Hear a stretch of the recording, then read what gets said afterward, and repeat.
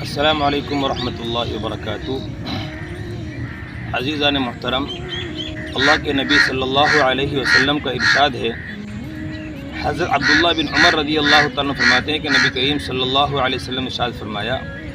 اسلام کی بنیاد 5 چیزوں پر ہے، اور وہ 5 چیزیں کیا ہیں؟ اول یہ کہ اس بات کا اقرار کرنا کہ اللہ کے سوا کوئی معبود نہیں، اور حضرت محمد صلی اللہ علیہ وسلم اللہ کے بندے اور اس کے رسول ہیں۔ دوم،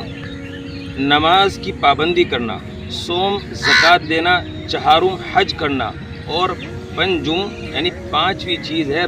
رمضان المبارک کے روزے رکھنا۔ اسلام کی تشبیہ ایک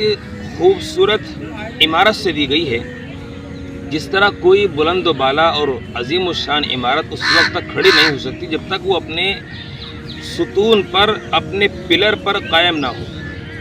جب تک اس کے نیچے بنیادی ستون نہ ہو تو یہ اس وقت تک قائم نہیں ہو سکتی کوئی عمارت۔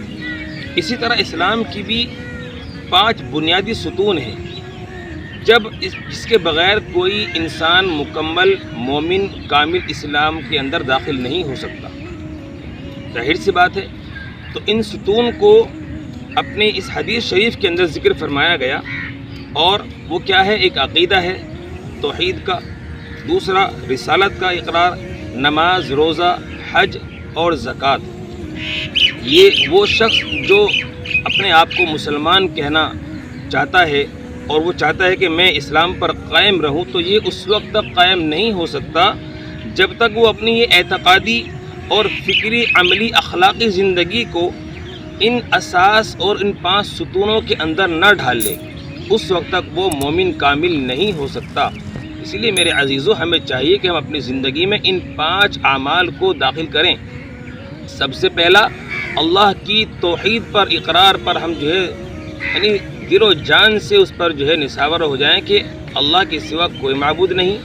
اللہ کے نبی صلی اللہ علیہ وسلم آخری ہمارے رسول ہیں، اور اس کے بعد نماز کی پابندی، زکوٰۃ، حج، روزہ، ان چیزوں پر ہم اپنی زندگی کو گزاریں، اور اس کے ساتھ ساتھ میں اخلاقیات، اخلاقی پہلو، اخلاقی زندگی لے کر آئیں، خوش اخلاقی اپنی زندگی میں لے کر آئیں۔ اللہ کے نبی صلی اللہ علیہ وسلم نے ساری زندگی ہر پہلو پر حتی الامکان اتنی محنت کی کہ اللہ تعالیٰ کو بھی اس پہ ترس آتا تھا کہ اے نبی، آپ اتنی نمازیں نہ پڑھا کریں، آپ اتنے خیرات نہ کیا کریں، لیکن جب آپ نے اخلاقی پہلو اختیار کیا اور لوگوں کے سامنے اخلاق پیش کیے تو اللہ تعالیٰ نے فرمایا کہ تیرے اخلاق کتنے پیارے ہیں۔ سورہ قلم کے اندر اللہ تعالیٰ نے فرمایا وَإِنَّكَ لَعَلَىٰ خُلُقٍ عَظِيمٍ، کہ آپ کے اخلاق بہت ہی بلند و بالا ہیں۔